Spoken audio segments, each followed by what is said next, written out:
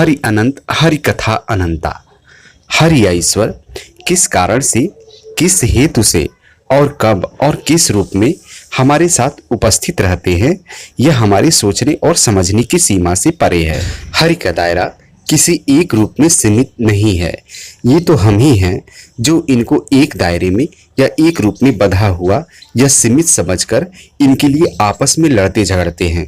जबकि यदि हम इस गूढ़ रहस्य को समझ लें तो पूरे विश्व में अमन शांति स्थापित हो सकती है।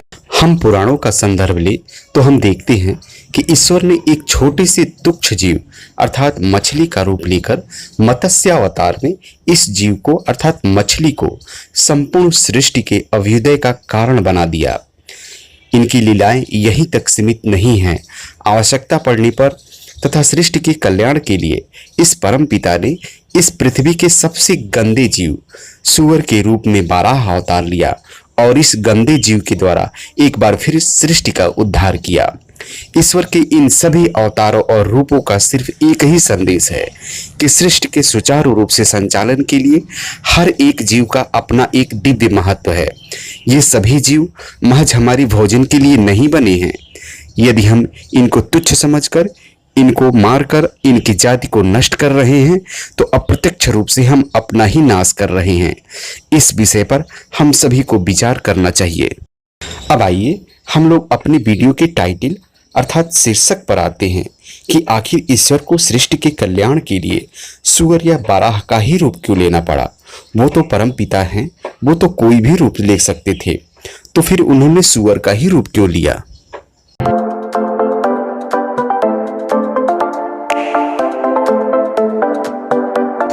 प्रलय के कारण जब सब कुछ नष्ट हो गया और धरती लाखों वर्षों तक जलमग्न रही और जब जल हटा तो धरती का सर्वप्रथम जो हिस्सा प्रकट हुआ वह मेरु पर्वत के आसपास का क्षेत्र था। यह पर्वत हिमालय के बीचों बीच का हिस्सा है। यहीं पर कैलाश पर्वत भी स्थित है। फिर कालांतर में ब्रह्मा जी के एक मानस पुत्र मरीचि के पुत्र महर्षि कश्यप के वंशजों ने हिमालय के आसपास के इन क्षेत्रों को बसाया जो इंद्रलोक या देवलोक के नाम से जाना जाता था, जो कालांतर में कश्यप ऋषि के नाम पर कश्मीर हो गया, जिसका क्षेत्र कश्यप सागर अर्थात आज के कैस्पियन सागर से लेकर कश्मीर तक फैला हुआ था। और इसी इंद्रलोक के लिए कश्यप ऋषि के संतानों के बीच हमेशा संग्राम होता रहता था, जिसे पुराणों में देव असुर संग्राम या देवासुर संग्राम के नाम से जाना जाता है। देवराज इंद्र सहित सभी प्रमुख देवता कश्यप ऋषि की पत्नी अदिति के गर्भ से उत्पन्न हुए थे और ये देवता कहलाए। जबकि कश्यप ऋषि की एक और पत्नी जिनका नाम दिति था, उनके गर्भ से हिरण्यकश्यप और हिरण्याक्ष सहित सभी असुरों का जन्म हुआ था। एक बार की बात है, ब्रह्मा जी के प्रथम 4 मानस पुत्रों जिनके नाम क्रमशः सनक, सनंदन, सनातन और सनत कुमार थे, जो नारायण भक्ति और मोक्ष प्राप्ति को ही जीवन लक्ष्य मानते थे और हमेशा तपस्या में लीन रहते थे, ने श्री हरि के दर्शनों की अभिलाषा से बैकुंठ धाम के लिए प्रस्थान किया।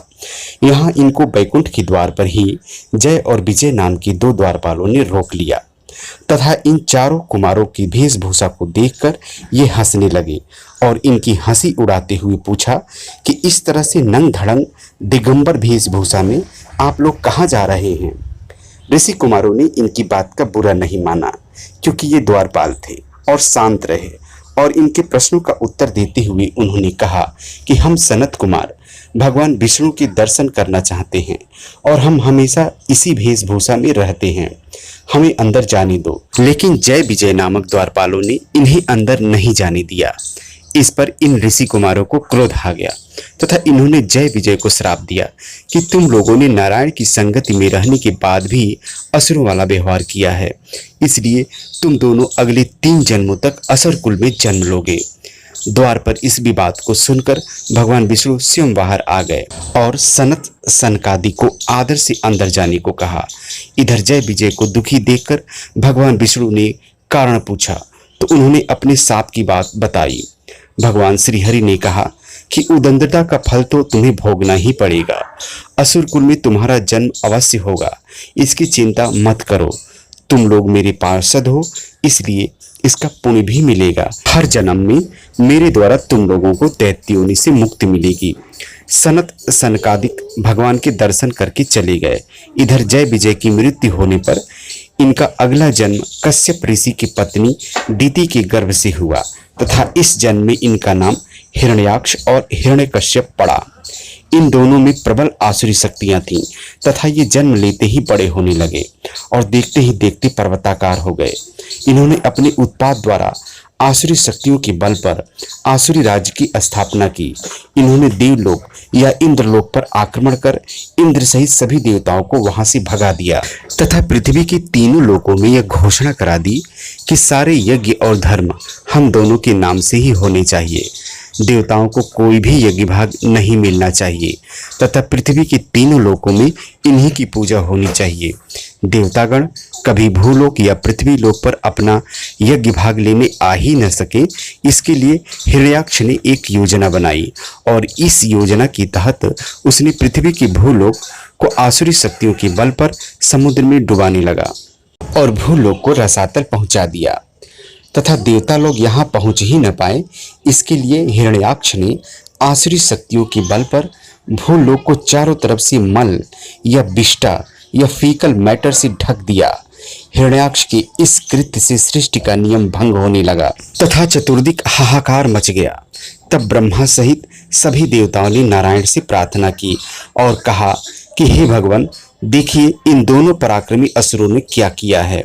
देवताओं का यज्ञ भाग छीना, पूजा पाठ तथा सब धार्मिक कर्मकांड बंद करा दिए हैं तथा पृथ्वी की भूभाग को समुद्र की रसातल में छिपाकर उसको चारों तरफ से विष्टा से ढक दिया है ताकि गंदगी की वजह से देवता वहां पहुंचने की साहस ही न कर सके। हे प्रभु, इन दोनों दैत्यों ने सृष्टि के निर्माण में बहुत बड़ी बाधा डाली है। हे नारायण, आप ऋषि मुनियों, दूसरे जीव जंतुओं तथा मानवों के रहने का स्थान बनाएं। पृथ्वी का भूभाग समुद्र में डूबता चला जा रहा है, उसके उद्धार के लिए वैकुंठ छोड़कर कोई उपाय करिए। नारायण ने देखा कि पृथ्वी पर कहीं भूलोक दिखाई ही नहीं दे रहा है। भूलोक की जगह पर समुद्र ही समुद्र दिखाई दे रहा है।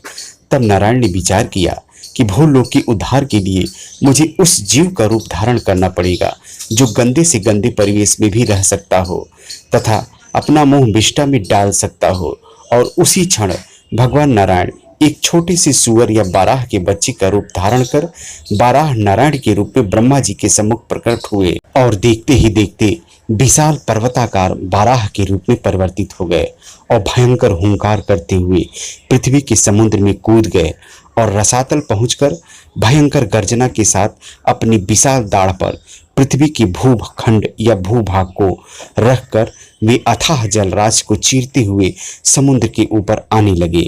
इधर बाराह का भयंकर शब्द सुनकर हिरण्याक्ष बौखला गया कि किसने उसकी शक्ति को चुनौती दी है। बाराह को देखकर वह उसे मारने दौड़ा। भगवान उसके प्रहार को सहते रहे तथा उसका क्रोध भड़काते रहे। समुद्र तल पर पहुंचकर बाराह नारायण ने पृथ्वी के भूभाग या भूखंड को समुद्र के ऊपर स्थापित कर हिरण्याक्ष को मुक्ति दिलाने के लिए समुद्र में कूद पड़े। फिर इन दोनों में भयंकर युद्ध हुआ। भगवान बाराह नारायण ने हिरण्याक्ष की समस्त आसुरी माया को नष्ट किया और अंत में अपने नुकीले दाढ़ों से मारकर उसके प्राण हर लिए तथा उसे असुर योनि से मुक्ति दिलाई।